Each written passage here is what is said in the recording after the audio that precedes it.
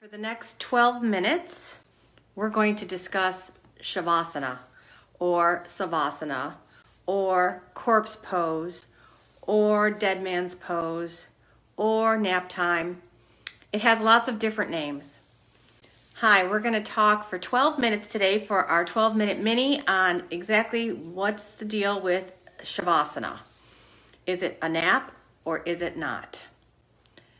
So if you've ever practiced yoga, and that could be any type, a vinyasa flow, yin, restorative, I'm pretty sure they all end with something called Shavasana.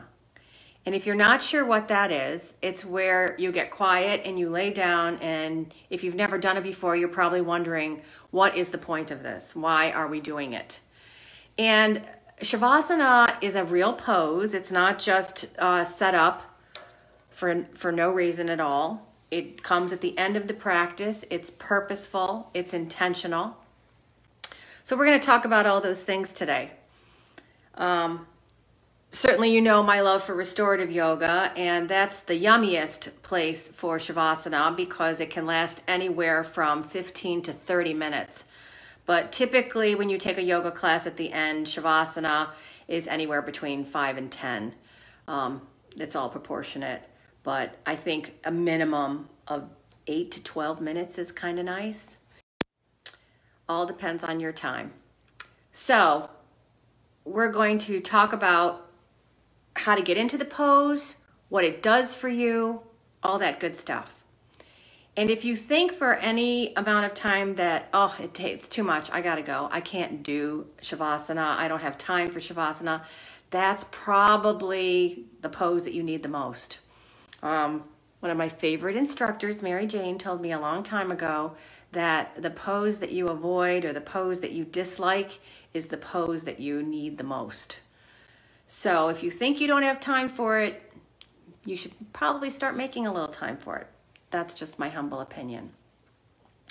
So when do you do Shavasana? Again, it's usually done at the end of a yoga practice, but you could really do it at any time you'd like. You can do it when you first get home from work. You could do it after any other exercise workout, whether you're at the gym, in a yoga class, going for a run, swimming. Whenever you're feeling depleted, exhausted, stressed, or anxious, Shavasana is the pose that you want to go to. Again, it can last anywhere from 5 minutes to 30 minutes, but in a class, it's usually much shorter, which is just a shame. So what do you have to do to get into Shavasana? Not a whole lot. You have to get still. It's almost like an adult nap time because sometimes you can lose yourself when you are in this pose and you kind of feel like it's taking you somewhere else. That pratyahara state where you're in between being awake and in between being asleep, that's like the cherry on top of the ice cream sundae. It's such a cool experience, and you really can't explain it unless you've experienced it. So the conditions of the body, it holds on to so much stress, and we do so much running around that we never think that maybe slowing down, even for just 10 minutes a day, would be helpful. Well, I'm here to tell you that it is helpful. It improves your overall sense of well-being, your physical well-being, your emotional well-being, your spiritual well-being. It gives your body an opportunity to slow down, to let go, and to just get quiet. And when you allow your body time to do that, hopefully your mind can go with it. Sometimes it does, sometimes it doesn't, and that's perfectly fine. It's always different, just like every time you exercise or practice something, it might feel a little different. So whatever experience you're having, just go with it and let it be. People call it nap time because it's quiet and it's dark and you're still. And it's just one of those places where you're not really sure. It's just so luxurious. You're not really sure if, wow, am I really supposed to allow myself this time to do it? So let's talk about the positioning of Shavasana. You lie down. You open up your arms away from your side bodies. You open up your hands so your palms are up. And you just allow your legs to shift and release. So maybe your feet splay open. and you close your eyes. I also highly recommend having something to cover up your eyes with, whether that's a clean sock or an actual eye pillow or the sleeve of your sweatshirt, because just that soft, gentle pressure on your eyelids is soothing, and it helps your brain start to shut down.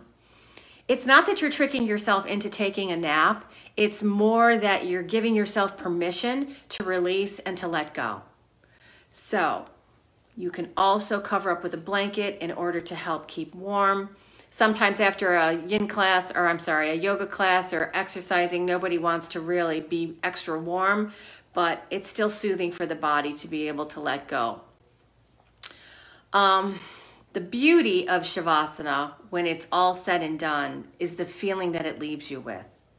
And that's the part that people start to gravitate toward, because once you start getting in the routine of taking a Shavasana, even if you did it for 10 minutes a day all by itself, you can certainly do it as a standalone pose. Sometimes after a while, it'll begin to create this feeling of connection and clarity. There's this all-knowing love and joy that just can spring up from the inside out that you may not even know was buried down deep inside of you. Because again, let's face it, we all move so fast and we very rarely tune in and pay attention, let alone slow down. So when you do start to slow down, hopefully those feelings can start to generate and you get the sensation of them going, oh, I really like that. I'm really craving that. It's such a nice feeling. So we can sit down tonight and, well, not tonight, it's the day, isn't it? We can sit down right now and we're gonna go into a lying down pose. You'll still be able to hear my voice. So find a place where you can lie down, stretch right out, let your legs just get soft and let your feet splay open. And then open up your arms away from your side bodies, maybe roll your head right to left. And we're gonna be quiet for just 1 minute, that's all. You can practice this as you need to later, but just to give you the idea. So close your eyes, take a full breath in and a full breath out. Take another full breath in and a full breath out. And let this breath just promote some deep sense of you're going to let go now.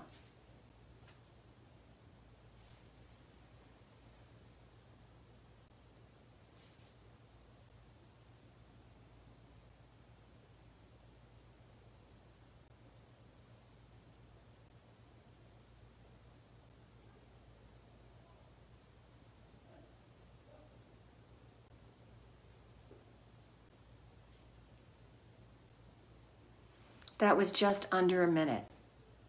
So deepen your breath, maybe roll your head right to left, and then turn over to your right side and pause, because coming out of Shavasana is just as important as getting into it, how you get into it. So as you're on your right side, give yourself a moment to come back into your breath, and then use your hands and push yourself up to a seat. Sometimes after Shavasana, we call it Shavasana brain. I know we use that word a lot, don't we? And it's almost like a foggy feeling, this sensation of, oh, this is great. So it's always good to make sure you're fully present and aware of what you're doing before you decide to leave yoga class and get in your car and drive home. So the best part about Shavasana is you can do it anytime, every day, with as little as 5 minutes or as much as 25 minutes. And again, if you think you don't have time, that's when you really know you should maybe check it out and see what it's gonna do for you. So come home after work, lie down for 5 minutes. Work out at the gym, lay down for 5 minutes. The other place that you can do Shavasana, believe it or not, is right before bed. You would think that it might disrupt your sleep, but it doesn't. It will enhance the quality of your sleep and help you get into a much deeper sleep. And you can do that for maybe 5-10 minutes right in your bed. Coming back to your breath and practicing that inhale and exhale. And then hopefully that will let you just settle in and get that deep quality sleep that all of us so desperately need. So if you have questions on Shavasana, You're welcome to email me or Facebook message me, whatever you need to do in order to bring a little bit of rest and peace into your life. I will support any way I can.